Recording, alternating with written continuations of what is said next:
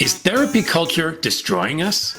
Pushing us to analyze every moment as a potential trauma, turning minor slights into rage and sadness, making us feel good about feeling bad all the time. Fred Luskin has a different idea: forgiveness. He's been studying it for over 30 years, and the biggest takeaway? We can deal with 99% of the crap that comes our way. Feel the feeling, sure. Do some self-soothing. Vent to a friend, go for a run, eat a cookie. But then forgive and move on. Resentment is an addiction. Fred should know. He held on to resentment from a painful experience for years until his wife told him, "It ain't that pleasant living with you." Fred found a way to forgive what happened and turned that energy into the Stanford Forgiveness Project, doing research on methods to help others forgive. Forgiveness is a gift to yourself, a decision to take ownership of how you feel and refuse to let the behavior of others drag you down. Imagine if we took this advice at work, letting the petty BS slide and allowing ourselves to truly connect with people. We're all dicks sometimes. Let's own that and do cool shit together. This is what emotional intelligence looks like. And it's the thing that will keep us human as AI does whatever the hell it's going to do. You want to get mad about it? Feel free. But don't hold on to that feeling for too long. It'll ruin you. As Fred says, take the blinders off and realize what a gift life is.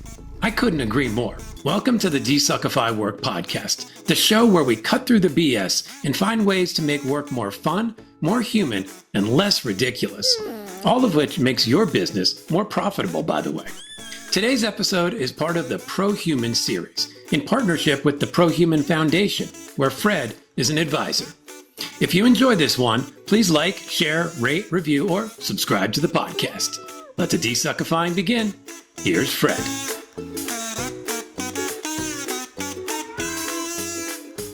Okay, Fred Luskin, welcome to the DesuckifyWork podcast. Thank you. Yeah, thanks for coming on. I am excited to dive into a bunch of good stuff, particularly this idea of forgiveness that you've been working on for a while now, both in general, but in particular as it relates to work. So before we dig in too far, I'd love to give you just a chance to talk a bit about your own background and the work you do and how you came to be doing it. I mean, right now I'm on the faculty of the Graduate School of Business at Stanford, their executive education program. So this is towards the end of a long career at Stanford. And I teach business people from all over the world, like just how to be a nicer person, how to manage the stress, how to forgive things, like show up and let your better self emerge at work. But over the years, I've taught undergraduates and graduates and done research at the medical school, and I didn't want to leave Stanford. I didn't want to leave the Bay Area, and I didn't want a full-time job.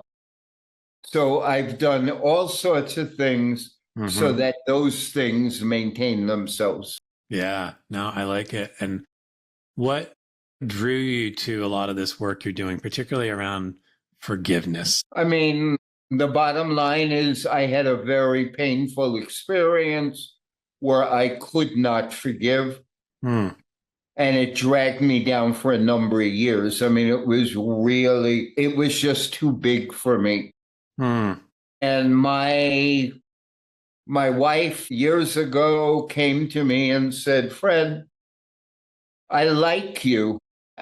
I love you.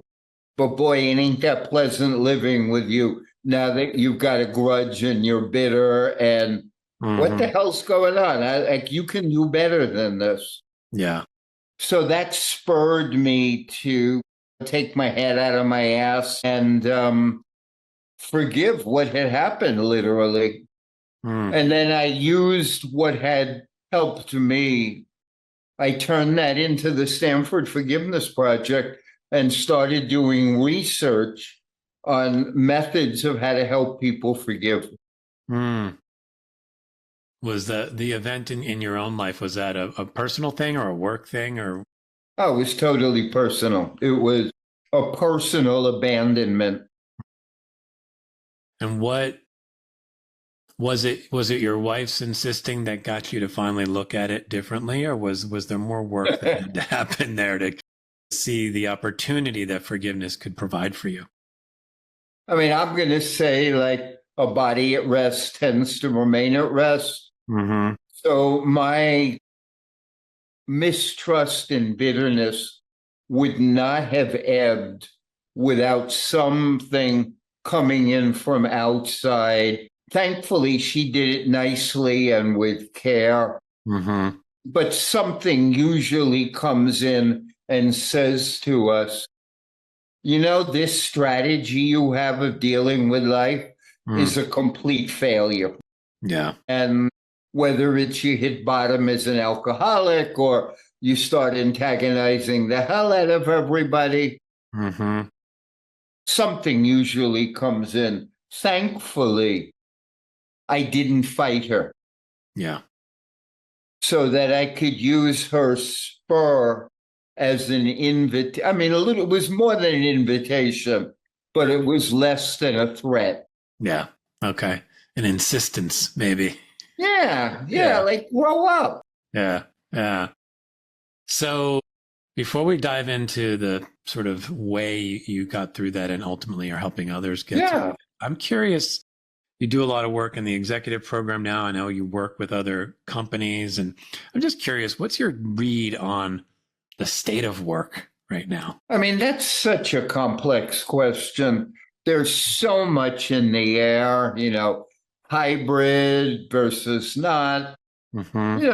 Like with everything, there's advantages and disadvantages. So when you work at home, you don't have to commute. You don't have somebody staring over your shoulder. But it appears that you miss the community and you lose the culture. And maybe you're not as productive in certain ways because you can go play golf in the middle of the day. Yeah. I'm not sure the country 100% recovered from the recession of 2008, where they bailed out the banks and all the, kind of wealthier interests, and the average schnook was just left to recover themselves. I don't know that we, the internet took things over, but at best it was a mixed blessing. There's research on how much it has harmed young people's mental health. Now everything's being galvanized to switch to AI. So there's tremendous uncertainty and, what jobs are going to be impacted. So like there's just basic cultural factors that present a lot of chaos. Inflation, things cost too much. So if you ask me about the economics or fear or what, it's pretty messy. Yeah. How's that showing up when you're working with companies or even talking to your grad students? I mean, how are they coping? I mean, I can tell you, I think there are two streams that are impacting everybody. That's probably too much. But most of us on some subtle level. One is the political polarization.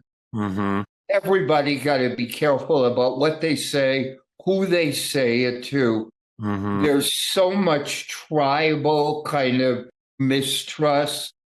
That we hear it through our own discomfort. And so if people are with us, they're against us, and there's speech codes, there's all sorts of stuff. So I think there's a general sense of we're not living in the safest of times. Yeah. In terms of conversation. And the second is both the pace of life, the income inequality, and technology have made everybody more rattled. Like there's just a general stress.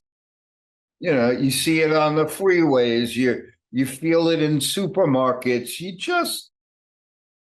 so there is because of that, like more people might be interested in what I offer, but they're less capable necessarily of using it because the higher level of threat and social disruption. So again, it's a mixed blessing. Yeah. Yeah, I know. I connected with you through the ProHuman Foundation, and I've spoken with a few others from that group, and I like what they're trying to do on some of what you're talking about, particularly the polarization. Absolutely. And it's interesting, right? Because when I think about polarization, I think, well, okay, that in some ways it shows up really heavily, obviously, on social media and all that stuff. But what you're noting is really interesting, that it sort of parks itself inside of us, and then we bring it everywhere we go. So when I show up at work, whether I'm turning on my computer or whether I'm showing up at an office, I've got this weight on me of, what can I say? What should I say? All the weight of the world is feeling like it's on top of me. And I'm now looking through this lens of, if somebody says the thing that I don't like, they're now my enemy. And how in the world can I work with my enemy? So now I need my company to stand up and say something about what I believe, because if they don't, then I think they might be my enemy and I can't work for my enemy, right? I mean, it's this whole cascading effect. And then you bring in the economic uncertainty and the pace stuff. And then, like you said, you had the 2008 recession, you had COVID, you've taken some punches, and we are doing our best, I think, to fight our way through. But I think as a result, we are seeking safety in the comfort of polarization. We're seeking safety in the comfort of being withdrawn from each other and maybe not trusting each other. I believe that is the really harmful consequence. Yeah. The withdrawal and the mistrust. But I think not just that you can't say what you want in certain environments. So my guess is, me living out here in California, it's a deep blue state. So if you're of the red side, you're going to be really cautious. But if I was in Wyoming, which is a deep red state, I have a sense I'd be really cautious as a bluer kind of person. But I think that because of polarization and because like different belief systems have different news sources, we're just losing some of the ability to see us and not to be monitoring people for like their tribal allegiance, like, because we don't share news sources. So I know around the time, like before the debate, when Joe Biden showed himself to be really impaired, on the blue side, you got, he's doing fine, and Donald Trump is dementing also, you got that. And on the red side, you got that Joe Biden can't even get out of bed in the morning, So neither side had that much interest in the subtlety and difficulty of a declining human being protected. The centrist, like closer to truth, I don't think either side got. No. It's really wild, right? Because you can go on different sites and different platforms and just experience that immediately. I mean, just, go to X, which is maybe still has some balance to it, but it has a lot of hard right folks on it. And you can find yourself in these rabbit holes of perspectives that, for me as more of a centrist, like sort of blow my mind and maybe weren't as visible in some of the mainstream media places as much until X went under Elon's thumb and kind of changed. But then you just go, okay, I'm going to go over to Blue Sky for a bit. And it's the exact opposite. It's like completely different conversation about the same things. And so then how can those people show up in any common space, any shared space, whether that's work or whatever? Well, that's what I'm getting at is Yeah. a really dangerous combustible thing. Yeah. And you don't even have to go that far out of the center. If you read the New York Times and the Wall Street Journal, Yeah. Yeah. like they're both like respectable, Yeah. like middle of the road, but their worldviews are different and their Mm-hmm. language is different. Yeah. But I'm just getting that even at work, Yeah. I think those subtle mistrusts are there. Yeah.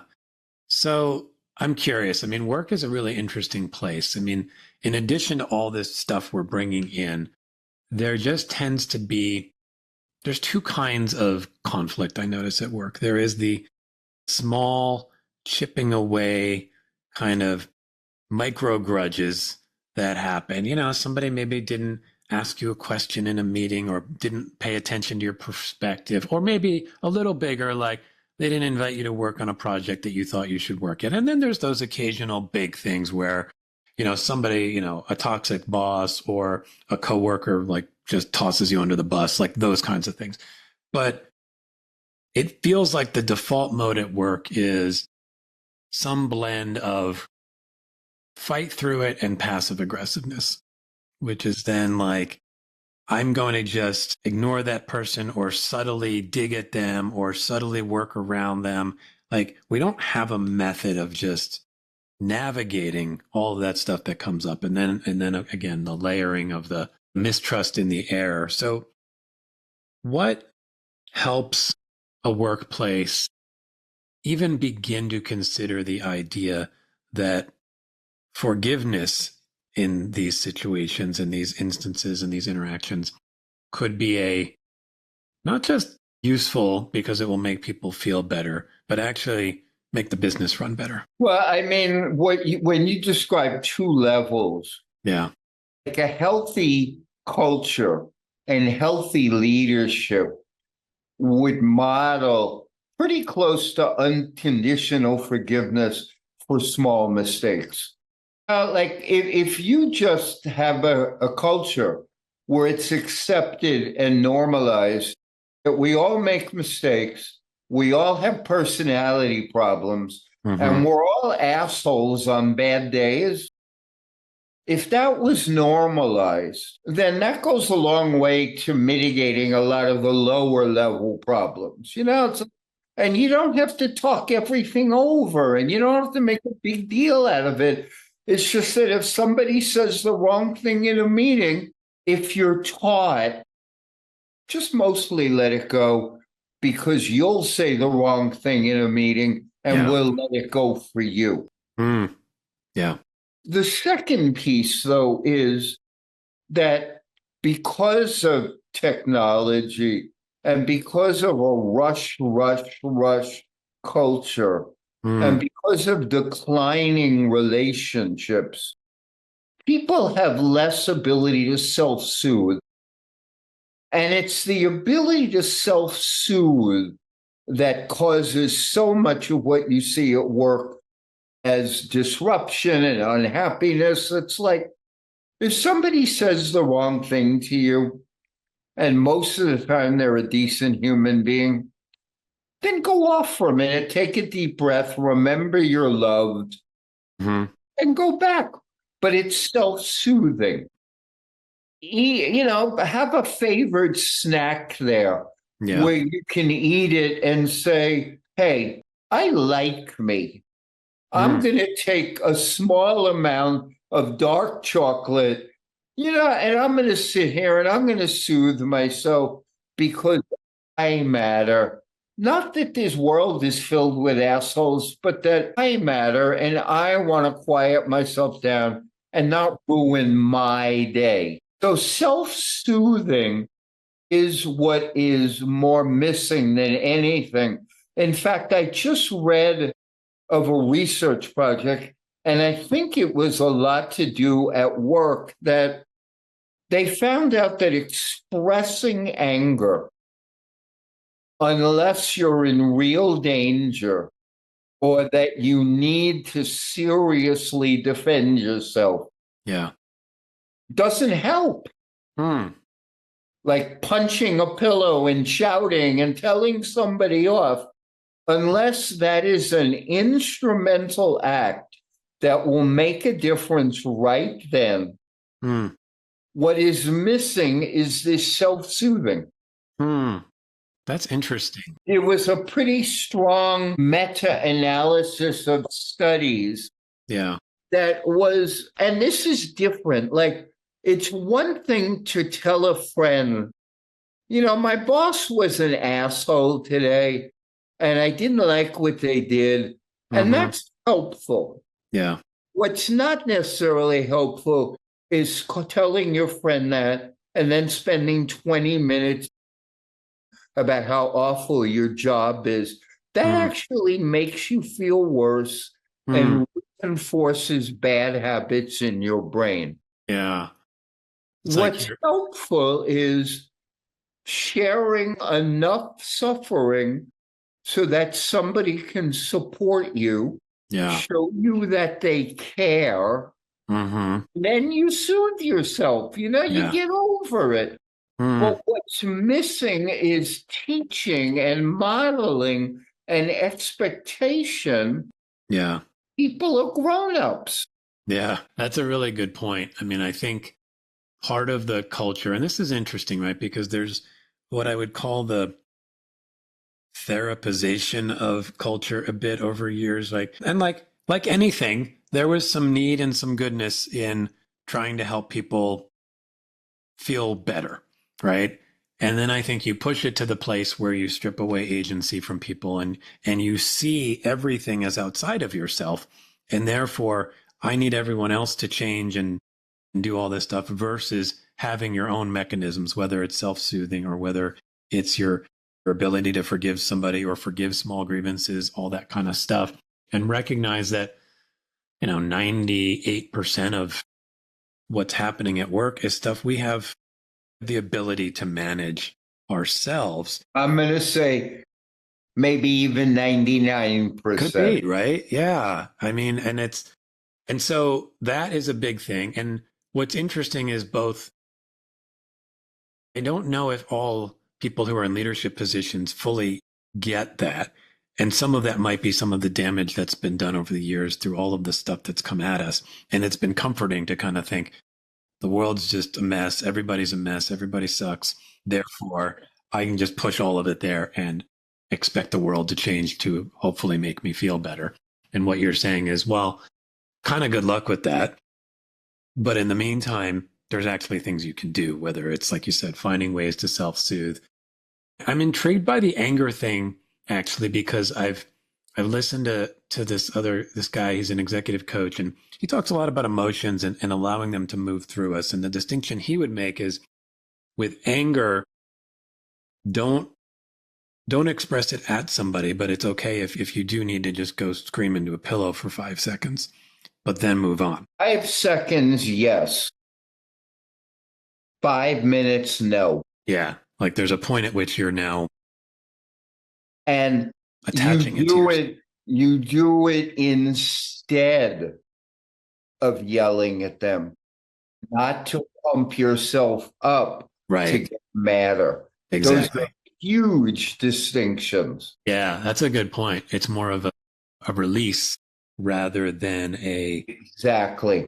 boost of it. Yeah, no, I get that. I mean, so I want to come to the 1% problem, right? So if 99% of the stuff at work or in life we can manage, the 1% instance where a boss is really toxic or a coworker just flat out throws you under the bus in a really demonstrable way and they've continued to demonstrate this kind of behavior.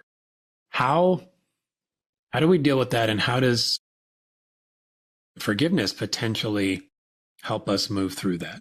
Well, forgiveness is the first line of defense for small things.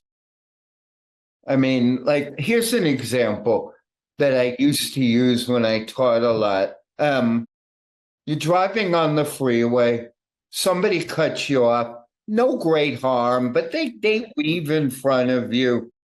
And, it's not, you have to slow down, but nobody is hurt. It's perfectly okay if you give them the finger for 2 seconds as they go by and you're done. Then you let it go. You completely let it go. It's like shit happens. I'm done. On to the next thing. So that's healthy expression and forgiveness. Mm-hmm. What's not healthy is speeding up, getting next to them, giving the finger for 30 seconds, pointing it at them harshly. Yeah. Not helpful. The other thing that's not helpful is calling 4 people and letting them know how many assholes there are driving on the road. Both of those take a small problem and make it into a much bigger problem. That's also, you're training your nervous system. You don't want to change to go into high arousal every time somebody does something you don't like. So that's the 99 or whatever percentage. Every now and then something happens that really requires you to process and think and plan. Well, what's the optimal response? Mm-hmm. Like, it might not be available to you right now. Like your boss comes in and says you're fired, and you say, why? And, well, they make up some nonsense, but really they've never liked you. Yeah. Okay, that's something that you can't forgive right away because you have to process it. Mm-hmm. Forgiveness is a down the road thing. So some of the processing is, well, do I have any legal recourse? Mm-hmm. Have I kept any notes? Does anybody else? So you have to protect yourself and defend yourself in the ways that are intelligent too. Yeah. You want to speak to people who will give you support. Mm-hmm. So you need friends, family, community. You need that stuff. This is not trivial. You need to be able to call 3, 4 people and get an affirmation that, it wasn't just you. And I know you've told me the guy's an idiot and blah, blah, blah, blah, blah. Yep. But those are clearly preliminary to any forgiveness. Mm-hmm. The next piece is to, again, learn a little bit not to go so crazy every time you think about it. You're not going to get over it immediately, but you can take a deep breath after thinking about it. You can have a go-to person that when, like a 12-step program, when you get the urge to drink, you call your sponsor. Yeah. When you get the urge to beat the crap out of this guy, you call your friend. So honest expression, caretaking, and taking care of your life are necessary, right? Forgiveness is not necessary until you are spending too much time in the past so that it is limiting your effectiveness in the present. How do we recognize that? There's a perseveration quality of people who are stuck. So you've met people, I've met people who have had crappy marriages. You can meet them 4 years later and they still, whenever they get a moment, they give a little snide this to their ex. That's a big sign. Yeah. 2, whenever they talk about what happened, it's never their fault. It was always somebody else's fault. That's another sign. Yeah. 3, it causes them to make really stupid decisions. So every time I think about them, I grab a Hostess Twinkie or I go get a drink, or I do some stupid thing. That's another sign that we're not processing this well, and it's probably time we fully forgave this. Yeah. There are present-centered signs that you're stuck in the past, and it is really influencing how you're dealing with your life now.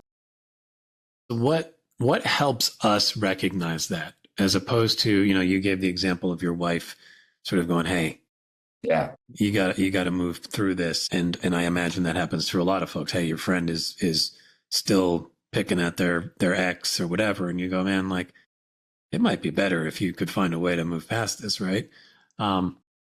Is there anything we can do to sort of condition ourselves and train ourselves to have our antenna up a little more for that stuff and recognize it so that we start to take action on it?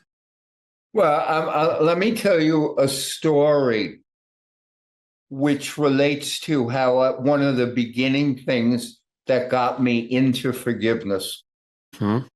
This is 40 years ago. I'm in training to be a therapist. I mean, way back in the day. And there's a client that another student is dealing with, and we're watching them behind a one-way mirror so that we can learn. And this client is being seduced by a very attractive woman that's his client, and you can see her just flirting and, moving her body so that he's helpless. Like, he's lost in her attractiveness. He's not being a therapist. And we're all sitting there getting uncomfortable because, you can just watch it. And the supervising therapist in the room says something like, "This guy reminds me of my ex-husband." And she's supposed to be the adult. And everybody in the room stops, like, "No, you're not supposed to do this, lady." You know what I mean? Like, we're in training. Right. You're the one who's processed all this stuff, not us. The room goes silent. And then one of us asks her, "So how long you been divorced?" And she says, like, 9 years. And everybody in the room could feel, even though we couldn't articulate it, that one, it's way too long, and she was leaking. That struck me as, I couldn't put it into words then, but it was a teaching moment. That way too long, and look, she's still reacting to it. Yeah. What is needed is some modest practice in being mindful. Pay attention to you, not them. So what are you saying? And how tense is your body? And how often do you do this? If you're mindful, if you're paying a little bit of attention, you'll notice 3 times a day, somebody says your ex-husband's name and you're off to the races. Well, that's information that you should have. You shouldn't have to wait for your partner to tell you. You can't do it. I will say this as a blanket statement. You cannot do good mental health without some mindfulness. Yeah. You can't. I get that. You have to practice watching you. So what do you say to the person who hears all that? Maybe it's whether it's the person who's been divorced or it's a person at work who's, maybe they didn't get fired, but they had a terrible interaction with somebody and they still have to work with that person. And there's still this grudge and this feeling, and they hear all that and they sort of intellectually maybe go, "Yeah, I get it." But there's that piece of, they don't deserve to be forgiven. If I forgive, then somehow I'm saying it's okay. What do you say to that person? Well, I mean, that involves a misunderstanding of mental health. we don't base our behavior on the deservedness of others. We're better off basing more of our behavior on the deservedness of us. Okay. I deserve to be happier. I deserve to be free of an addiction to the past. Yeah. The second quality problem with that is we really have no idea what they deserve or don't observe. I mean, we just know the little interaction they had with us. We have no idea if 10 minutes later, the guy who cut you off in the freeway, you don't know if 10 minutes later he's picking up his grandmother and taking her to the doctor. You have no idea. All you have is your tiny little snippet of observation, and you can't make good assumptions from that. So the deeper understanding is that forgiveness is a natural process that wraps up other people or your bad behavior in a bow when you don't need it anymore and it flies away. Not about how good they are or how bad they are. It's the resolution of our own upsetness. Yeah. Why does holding that grudge feel so good for some period of time? There's you almost revel in it. We're wired for it. I mean, we are brain wired to forgive. We're also brain wired to hold a grudge. We're brain wired for revenge. There's nothing wrong with being upset for a while. Yeah. It reminds us that something good didn't happen. Yeah. It's not a mistake. It's giving us a way to process the world effectively. It's like, that person lied to me. I damn well better get adrenalized and because if I need to be harsh, it's right here. The problem is a month later, it will do you no good. Yeah. And that's the wisdom. Yeah. That's the addiction thing you're talking about, right? It's almost like we have that necessary infusion of adrenaline and maybe some anger or whatever it is that helps us just, remember to hold our boundaries and remember to be able to express ourselves.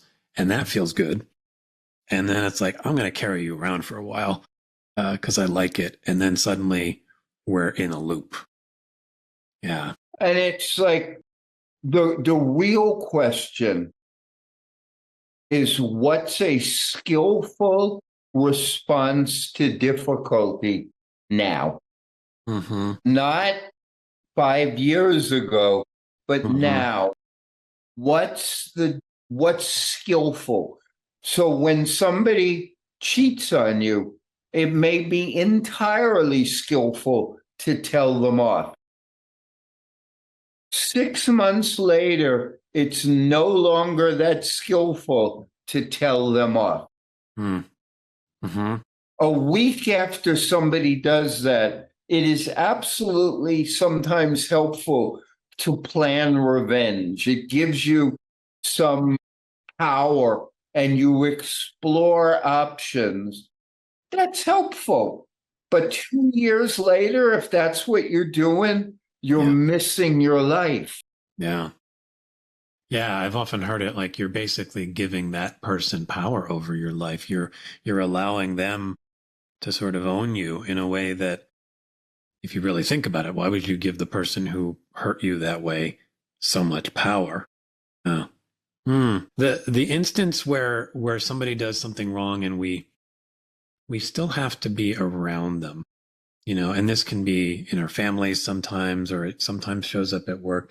I mean, ultimately there can be that decision to disconnect, meaning if we really have to. But if we decide we don't think that's the best path for us, whether it's to disconnect from our job or disconnect from the family member, what What is the mindset shift that helps us be near that person and maybe even have to work with that person if what they did was something significant?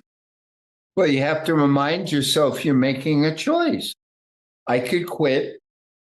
I could tell them off, Mm-hmm. but I'm deciding that the consequences of those are Mm-hmm. worse than putting up with it. That's a decision. Mm-hmm. When we make decisions, maturity is accepting that every decision has a cost, Yeah. and you choose which cost you're willing to pay. Mm. So you could walk into the boss's office and say, the guy working next to me is a degenerate. He's the biggest idiot I've ever been next to. I quit. Fine. But the cost is you don't have a job. Yeah. Or you could go to that person, yell at the top of your lungs, or tell everybody what a terrible person it is. And then most likely, again, you will not have a job. Mm-hmm. So if those options lead to like conclusions that you don't want, Mm-hmm. you find the conclusion that you're willing to live with. But then you have to remember you made a choice. Yeah. That's really powerful to me. And it's an example of an emotional intelligence that I think a lot of us struggle with, and maybe at least it sometimes feels like culturally we've lost a little bit of that ability, right? This No ability question. to make a choice and own that choice and live with that choice, and therefore not blame others for that choice, right?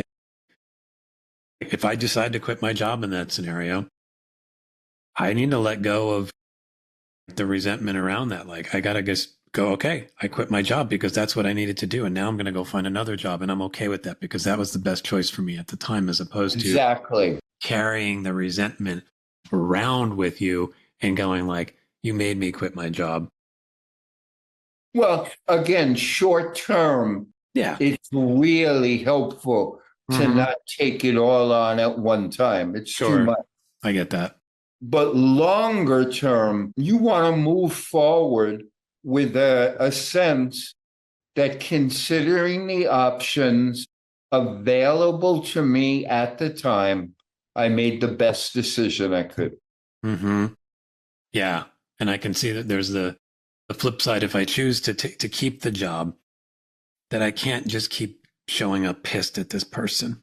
Again, maybe in the short term, I'm working through that, but at some point I have to be willing to say, I'm going to work with you the same way I work with anyone else, and I'm going to give you the same grace that I give anyone else, and just operate. It comes back to sort of like we need to be adults at some point and be able to own our choices. And do you see that we struggle with that? Even owning that certain choices lead to physical consequences. If you stay pissed, you Yeah. could raise your blood pressure, Mm-hmm. hurt your digestion, you Yeah. could impair your relationships. Mm-hmm. Those are part of our choices. Yeah. That's a good point. Yeah. I'm choosing to hold on to that anger it is a choice. I can make that choice, but think about what it's doing to me and to all the people around me, especially, right? Like I'm probably bringing that home and I'm probably not so fun to be around, to your point earlier. I want to, this idea of ProHuman, the ProHuman Foundation is really interesting to me. And I think about it in the context of work. Like what is the pro-human way of showing up at work? Well, I don't know that there's a pro-human way Right. to show up at work, but the pro-human approach, I think, is that human beings come in a lot of different shapes, sizes, viewpoints, opinions, habits. Mm-hmm. And we need to be able to get along with people who don't have the same shape, size, habit, and beliefs we do, that Mm-hmm. there's a big wiggly world out there that we have to learn to navigate, and Yeah. we need to be able to manage ourselves enough to be able to do so skillfully, as Mm-hmm. opposed to there's just a right way and a wrong way, and that there are just good people and bad people. We're Mm-hmm. humans, Yeah. and humans come with strengths and weaknesses. Yeah. And we need to cultivate our strengths Mm-hmm. and work on our weaknesses. Going into work, we can see it as a laboratory Mm-hmm. for practicing like being a better human being. Yeah. No, I really like that. I love the word wiggly human experience that we're having. It is all of that. And the pro-human thing is to recognize that we're all kind of wiggly and we're all working through it. And like you said, like let's experiment with each other at And we being need a to little better. cooperate often with people who don't Yeah. see things exactly the way we do. Yeah, I know. It's it's funny because on some level, of course, and then on the other level, when you experience it, like the emotions come up and you're like, God, I just wish this person wasn't here, and the ability to manage that feeling, work through it, and come out the other side with, well, they are Well, here. and you can even proactively, like, not have to just like react when it happens, but you can remind yourself, Mm, when I take a new job, there's almost certainly going to be some difficult people there. yeah, yeah, yeah, and recognize that we may also be the difficult person for a few folks, right? Because Well, that's the ultimate truth telling and humanity, yeah, it's that we're somebody else's yeah, difficult person. it's wild when you wake up to that at some point and you realize like I can do things to and I can think of myself as quote unquote a good person and just recognize that some people aren't gonna connect to that and they're not gonna Well, and to me, one of the ways I would talk about that was when I'm giving talks to groups, and I'd have people, and just while you're sitting here, just contemplate how hard it is for your partner to come home and see you every day. Mhm. Yeah. Like, you have so many quirks, Mm-hmm. and you have injuries from your childhood, and you have patterns that will drive any sane person nuts. Now, just think of the enormous gift it is that somebody takes that on Mm. and loves you in spite of the fact that you're a pain in the ass. Yeah. Yeah. That's beautiful. But think of the same, that's what you're doing Yeah. when you have a partner. Mm-hmm. You're taking a flawed human being and you're loving, including the flaws. Yeah. Yeah. I love that. That's really nice. So quick question for you. What do you think work's going to look like in 5 years? What's that? What do you think work is going to look like in 5 years? Ooh, I think there's going to continue to be real issues between how much we work from home and how much we have to show up somewhere. I don't think that's going away. Mm-hmm. I think the dumbing down of the emotional intelligence from overuse of technology is going to continue unabated, and people are going to have a harder and harder time dealing with each other Yeah. because they're losing that capacity. Mm-hmm. And I think there's going to be an increasing stress and threat from AI. Yeah. Yeah. I can see I all of don't those. think those forces are going away. And I don't think that we have figured out what to do with them. No, I don't think so either. I will say the emotional intelligence piece is one that I'm definitely noticing more people recognizing that that is a critical skill for where we are and where we're It's going. a critical skill. Yeah. So that I think at least there's attention being paid, whether we figure out a way to do it. You never know, but I'm certainly going to do my little piece of that, and I know you're doing your part as well. Right. Yeah. What if you could ask our audience a question? What would you ask them? Well, I don't know who your audience is, Yeah, I but mean, just even in the context of what we're talking about here, what would you want to put to the people who are listening and hearing our conversation about forgiveness I and mean, emotional intelligence?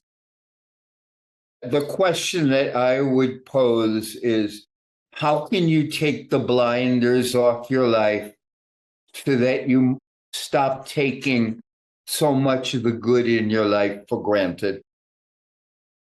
That would be the strongest question. Like, when will you, in this limited life where you know you end up 6 feet under, Mm-hmm.